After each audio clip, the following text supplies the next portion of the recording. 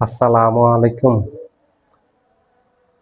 যে চার পথে আওয়ামী লীগ রাজনীতিতে ফিরে আসতে পারে, এক নাম্বার হলো নতুন আওয়ামী লীগ গঠন করা, ক্লিন ইমেজের, পরিচ্ছন্ন ইমেজের রাজনৈতিক নেতা যারা আছেন আওয়ামী লীগের তাদেরকে দিয়ে, যেমন সাবের হোসেন চৌধুরী, সেলিনা হায়াৎ আইভী, এই ধরনের কয়েকজনকে নিয়ে নতুন আওয়ামী লীগ গঠন করা বা রিফাইন্ড আওয়ামী লীগ গঠন করা।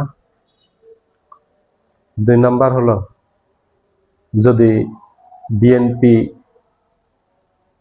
জামাত, এনসিপির সাথে গোপনে যদি সমঝোতা করতে পারে,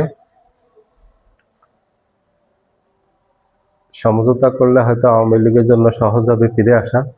তারপরেও অনেক সময় লাগবে, চাইলে এখনই ফিরে আসতে পারবে না, এই কাজগুলি করতে অনেক সময় লাগবে।